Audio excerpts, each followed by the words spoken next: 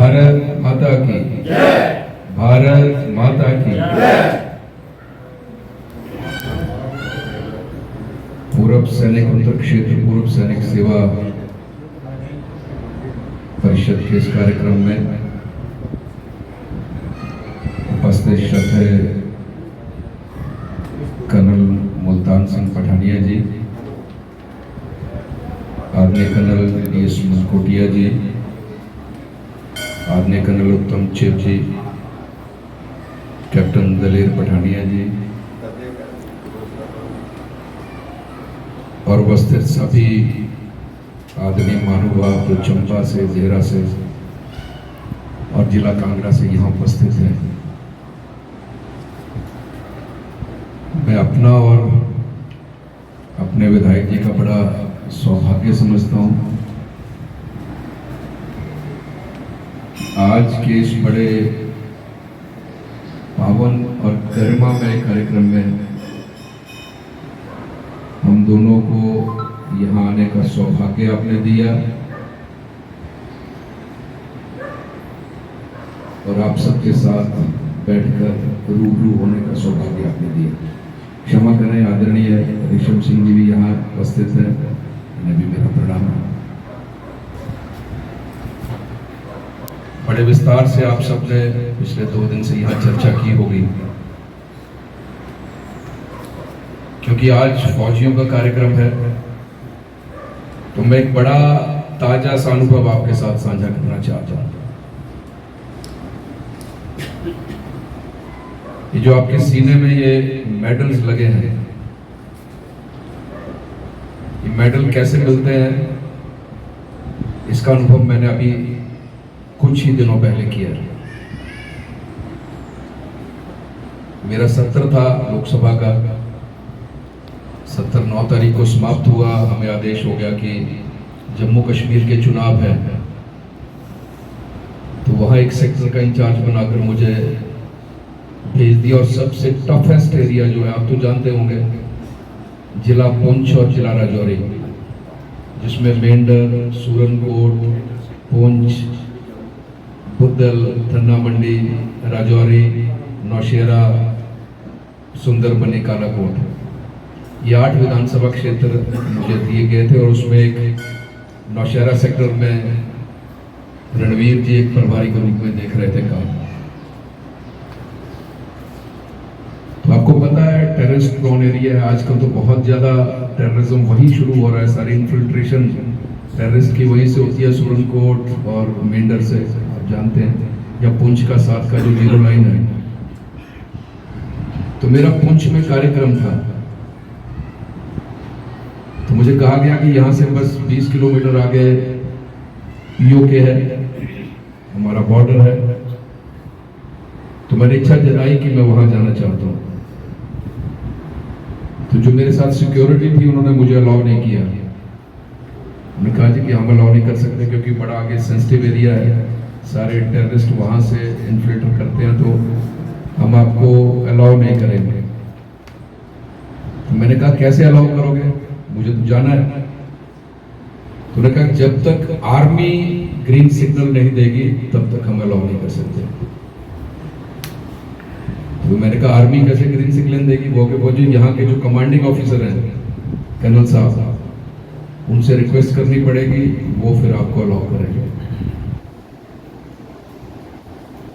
तो मैं बड़ा असमंजस में पड़ गया। मैं जाना चाहता हूँ और देखना चाहता हूँ कि हमारे फौजी कैसे रहते हैं वहाँ, क्योंकि वो हाईली सेंसिटिव पोस्ट थी, 0 लाइन जो है।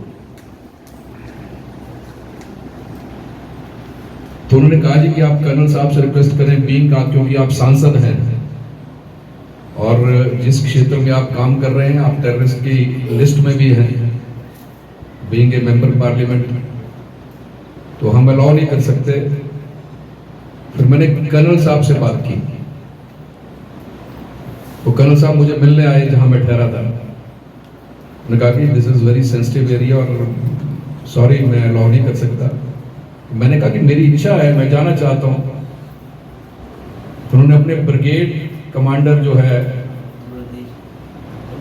वहां जाके उन्होंने रिक्वेस्ट किया, ब्रिगेडियर साहब ने मुझसे बात की, फिर उन्होंने मुझे अलाउ किया, और फिर जब उनकी तरफ से परमिशन हो गई तो मैं उनका मेहमान था और मैं उनकी सिक्योरिटी में आ गया। जो मेरी सिक्योरिटी थी वो उन्होंने अलाउ नहीं किया गया। जहां तक सिविलियन एरिया था वहां तक उसके आगे की सिक्योरिटी जो है वो आर्मी की थी। और मैं हैरान हो गया, ये जो मेडल्स होते हैं आपके कंधे पे, शोल्डर पे, जो कर्नल, ब्रिगेडियर, लेकिन वो कैसे रहते हैं, मैं तो हैरान हो गया देखकर। वहां सिख लाइट रेजिमेंट थी, कर्नल साहब थे, mister Bakshi, mister Malik major थे, और सिख लाइट रेजिमेंट के जवान थे। वहां 25-26 जवान थे जो बिल्कुल जीरो लाइन की पोस्ट है। तो उन्होंने हमारा स्वागत किया। मेरे साथ 1-2 लोग और थे, 3 लोग उन्होंने अलाउ किए थे।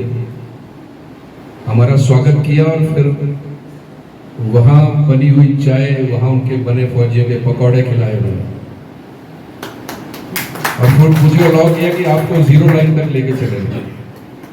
तो जो सारा आपका होता है, bullet proof jacket, bullet proof helmet, और आपकी जो कैस्पर व्हीकल में हमें अलाउ किया, और केवल मुझे, मेरे साथ जो एक व्यक्ति था उसको, और आपके कर्नल साहब, 3 लोग अलाउड थे। और वहां मैंने देखा कि वो जो सैनिटाइज किया था एरिया, मैं एक डिग्निटरी था, और उन्होंने वहां पाकिस्तान में ये कन्वे भी किया था कि हम अपने डिग्निटरी को लेके आ रहे हैं जीरो लाइन पर। तब मुझे पता चला कि 200 मीटर पहले वो सारे हथियार छोड़ देते हैं। ना उनकी तरफ से कोई हथियार होता है, ना हमारी तरफ से कोई हथियार होता है। तो बुलेट प्रूफ जैकेट और हेलमेट पहन के जीरो लाइन तक हम लोग गए। मैं देखूं ये नौजवान सिख लाइट रेजिमेंट धूल में, कांटों में अलर्ट पोजीशन में, और मैं हैरान हो गया। मैंने कहा आपका सोर्स ऑफ रिक्रिएशन क्या है यहां पर? मैं हैरान हो गया कर्नल साहब। उन्होंने कहा कि हमें यहां पर लीकर भी अलाउड नहीं है, और इतनी टेंशन। 12 घंटे में केवल 3 घंटे हम लोग सोते हैं जीरो लाइन पर, और इतने मजे में वो लोग, चेहरे पे शिकन तक नहीं। मेजर मलिक कहने लगे कि मेरे यहां बेटी हुई है, मैं जा नहीं सका, अभी तक मैं जा नहीं पाया वहां। दिन रात देश के लिए लड़ने वाले, दिन रात केवल परिवार की चिंता कोई नहीं। चिंता है तो देश की चिंता है। चिंता है कि देशवासी, हम जाग रहे हैं, 3 घंटे सोते हैं, देश 12 घंटे सो सके, इसलिए वो जागते रहते हैं और सीमा पर जागते हैं। मेरी आंखों में पानी आ गया। मैंने चरण छुए जब मैं आया सकते कि ये है हमारे देश के फौजी। ये सीने पे जो मेडल है कर्नल साहब, ये मुझे पता चला कैसे मिलते हैं, कितनी कुर्बानियां दी होंगी आपने। और मैं तो देख कर आया हूं, और उनके शिकन तक नहीं उनके चेहरे पे, सबसे बड़ी बात यह। और जब विजिटर बुक पर मुझे कहा कि कुछ लिखो, मेरी आंखों में पानी आ गया। मैं लिख रहा था, और शाम को मुझे कर्नल साहब का फोन आया, बोले सांसद महोदय, आपने जो लिखा पूरी रेजिमेंट उसको पढ़ के रोई है।